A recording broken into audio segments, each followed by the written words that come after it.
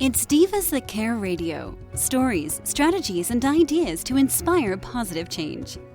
Welcome to Divas That Care, a network of women committed to making our world a better place for everyone. This is a global movement for women, by women, engaged in a collaborative effort to create a better world for future generations. To find out more about the movement, visit divasthatcare.com after the show. Right now, though, stay tuned for another jolt of inspiration. Well, hello, everyone, and I am excited. I'm going to say happy anniversary to our divas. I'm not too sure how to say it. It is our 12th season. This is our very first show for our 12th season, and I'm beyond excited. We have an amazing guest today, and I'm really glad, actually, to have her as my first guest for this new season. I think it's going to uplift you, and it's going to bring so much joy to you.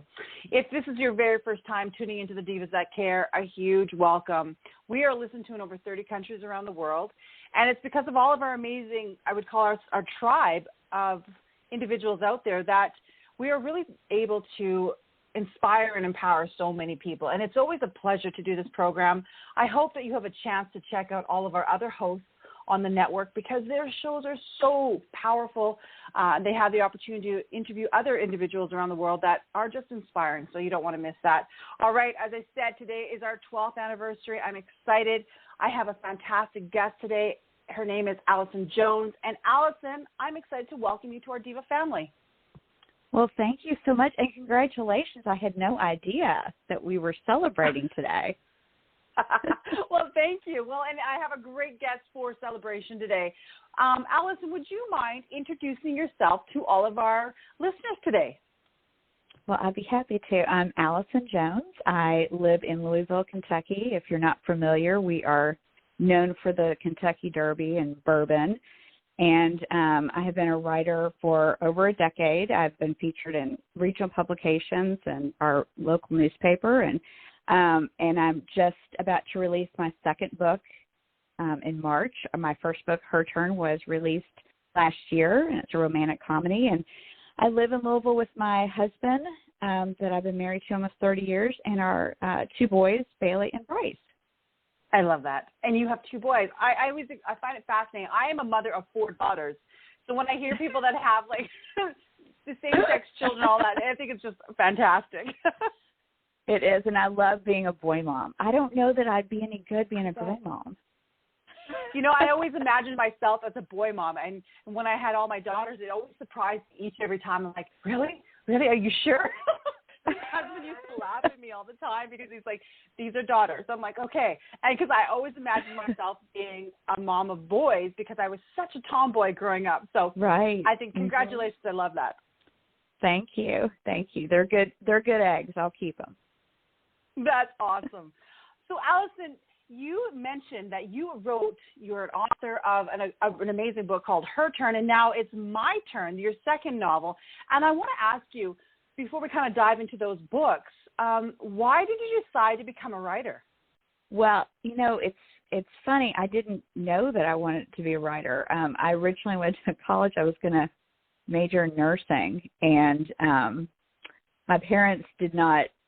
They were very supportive, even though science and math were not my strong suits. And it became glaringly obvious when I failed anatomy and physiology that maybe nursing was not going to be my strong suit. And I always dabbled in writing, and I got my degree. I ended up getting it like in communications with a minor in English, and my mother had found this MFA program locally, and she's like, you need to apply. And then that was kind of the catalyst of, you know, just gradually kind of immersing myself into the writing world. And I got an MFA and I had a lovely feature in our local newspaper for over 10 years that I did and wrote for magazines. And when all of that kind of fell by the wayside, the climate was changing, and the need for print is kind of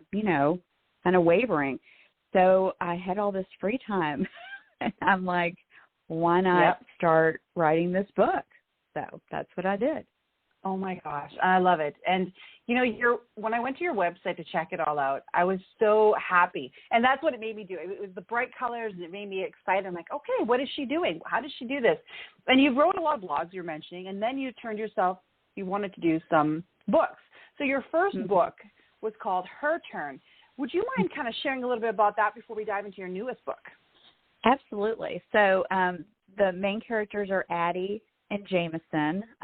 Addie is coincidentally a writer who publishes her first novel, and it's very successful. And Jameson is her publicist, and he's kind of a broody. He's an ex-Navy SEAL, and he's not overly happy all the time. And she's very extroverted and bubbly, and she pops chocolate kisses like they're Xanax when she's nervous.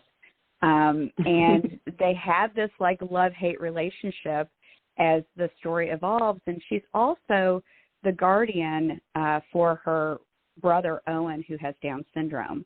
And he's a really big pivotal character in the story. And, it's funny. It's light. It's heartfelt. And so that's, it was so much fun writing it. I love getting to be friends with my characters. I feel very emotionally attached to them. And it did really, it had a great showing for a first time book. So was so pleased with that. I love that. And I'm a big romantic comedy lover.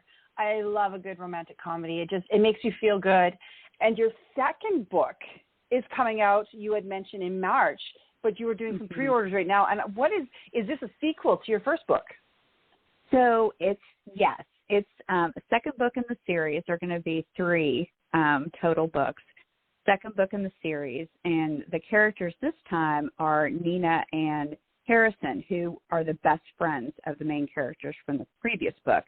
So you get to know Nina and Harrison in the first book, but now their platform is a little bit broader, and their story is a little different. This is a second chance romance for them. They have a history that is has a lot of layers to it that is unveiled as the story progresses. It too is funny and heartfelt. There's a lot of surprises along the way, and in this story, Owen with Down syndrome is one of the still pivotal characters, but we've also brought in a little girl who's nonverbal autistic, and then Nina's cousin has Asperger's.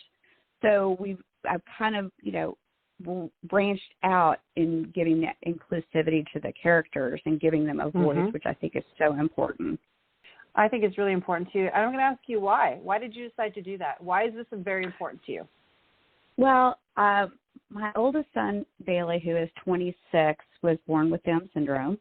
And he's our first. I was 27. We had no idea that, we were going to be on this journey. And he is, well, just like all of our kids are. They're our biggest teachers. But in particular, I've had to really look at how society views these individuals, whether they have Down syndrome, autism, whatever, as people that aren't capable. And I'm so in awe watching Bailey just blossom.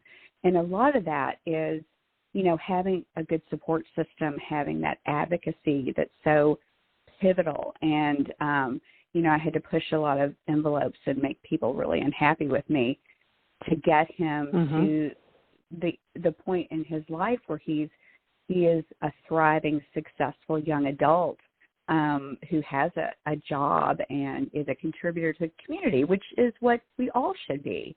And so I just think it's really important. That just has always, and I never want it to be, I remember one of my mentors in my MFA program, every time I would present a piece of work I was doing, she would say, "You're being too preachy." And I never want to preach to people. I want to educate people. And I think that's what both of these books, in a very subtle, gentle way, educates the readers. And, look at these wonderful individuals and how they contribute to the story. And they're funny and they love their life. And that's what I wanted to portray, and that's why it's so important to me because of Bailey. Well, I think it's a win-win. I think you're doing a great job. Thank you. I'm excited because before we had talked, I had not heard of your books, and I'm really excited to go out and purchase them and then be able to get your newest one because as I'm a big series lover, I love things that make me laugh and smile because in a world like today, we need more of that. And I think that's what you are bringing to the world. I love the ability that, I always say, and I'm sure that other writers are in agreement, that I don't write for the audience, I write for me. And so when I'm writing, it's just when I can get engaged in it and love it, I have to, it's a very vulnerable place to be when you put your creative craft out there for the public, consumption. Mm-hmm. And I have gotten a lot of really good reviews, and then, you get some people that aren't so. And I have to remember that I write these for myself, and if it entertains, Perfect. if it inspires, then that's even better. That's even better. That is so positive, and I just love how you say that. I want to ask you, too, are you still blogging? Is that a big part of your life still? Yeah, I am. It's been a little bit. I've blogged more, I think, before I really got invested in writing these books. I used to blog 3-4 times a week. They're funny, too. I tend to be very sarcastic. I like to call myself a sentence enhancer. As my husband says, you cuss like a sailor, and I do, but I know when to rein that in. But I don't write as much on my blog because I've been so kind of consumed with this. But when I do, yeah. I like to make it like an online diary of my life and showing that, life isn't perfect and you have your challenges, but there's a lot of goodness that you can find even with all the stuff going on. And that's what I strive to kind of portray in those blogs. Yeah. Well, I want to ask all you. kinds of pockets of blessings. Well, that's exactly it. Allison, how can our listeners, read your blogs? How can they go and get a hold of your book? I think that's really important right now to kind of put a pitch out there because I don't want them to forget to go and Absolutely. really connect with you. I love it. So my website is, of course, www.author, and that's 2 L's, Jones. So www.author.AllisonJones.com. And you'll find there's the buttons to click to buy Her Turn. The pre-order for My Turn will be on there on February 14th. And then the actual release date is the 14th of March. Perfect. I love that. And what we're going to be doing after our program anyways is to post the links on all of our social media because I think it's really important to go check her out. Her website is really cool, guys. It is really bright, and it got my attention right away, and I just love it because it made me smile. And I thought, okay, this is going to be a great interview because I'm smiling already. So, thank you for that. Thank you for brightening my day, Allison.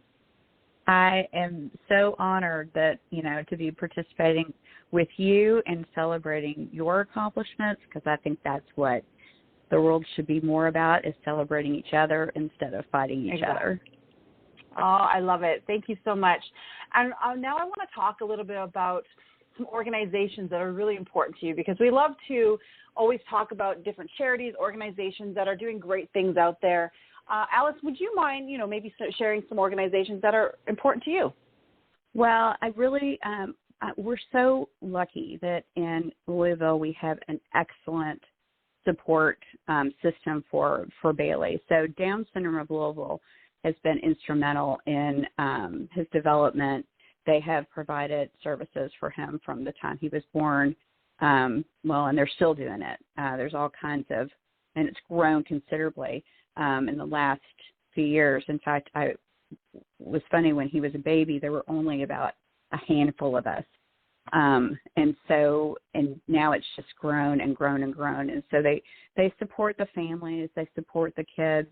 Because being a parent of any child is challenging, but, being a parent of an individual that does need some extra assistance can be daunting at times. And so it's great to have this support system in place. So Down Syndrome Global has definitely been one of our key elements in our journey, and one of the big organizations that we just love.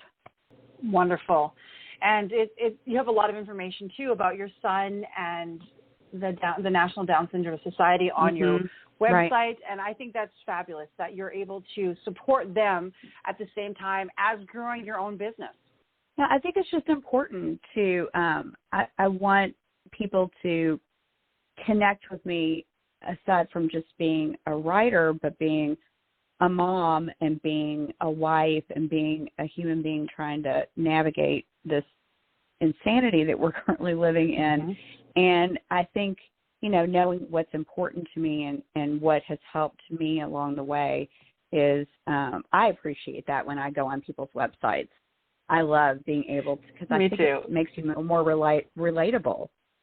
And that's exactly what I like too. I love to get to know the individual. And that's why when I have individuals on my program like yourself, I love to get to know you. And our listeners do too. Who are you? What are you all about?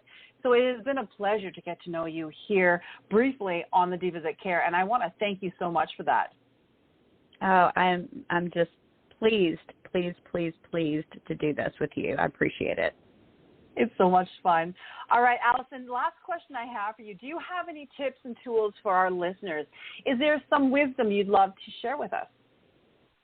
Well, I think in the context of just being gentle with yourself, I think it's so important, as we navigate life, that we are not allowing our inner critic to steer us in the wrong direction.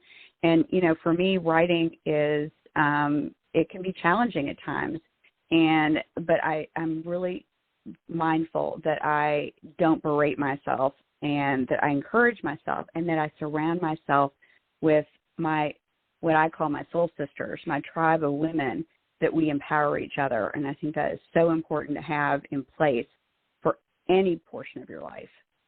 That is wonderful advice. And thank you so much, Allison. It has been such a pleasure to have you on the program. I want all of our listeners to make sure that they go to your website, authorallisonjones.com. As I said, I'm going to be posting that at the end of our program today. And Allison, please come back on our program. We'd love to hear more about what you're doing out there, and especially when your third book comes out, too. We want to have you back on again. Absolutely. I would love it. Thank you so much. And to all of our listeners, I will be posting it in all of our groups also. So, Allison, if you are interested, we'd love to have you a part of the Changemakers Cafe. That sounds great. Excellent. I will send you some information about that. Again, I would love to thank my amazing guest, Allison Jones, and I would also like to do a big shout-out to all of our amazing listeners that have been with us over these amazing years through the journey that we've had, celebrating our movement of the Divas That Care. We want to thank all of you, because if it wasn't for all of you, we wouldn't be doing what we're doing. We have just released our 4th anthology of amazing stories that inspire and empower, Animal Prints on My Soul. So make sure you guys all check that one out too, along with Allison's books. We are a big supporter of as many entrepreneurial women out there as we can. So thank you. Let's lock arms with one another. I hope that each and every one of you has a fantastic day and that you remember to do something kind. Until next time, everyone. Thanks for listening. This show was brought to you by Divas That Care. Connect with us on Facebook, on Instagram, and of course on divasthatcare.com, where you can subscribe to our newsletter so you don't miss a thing.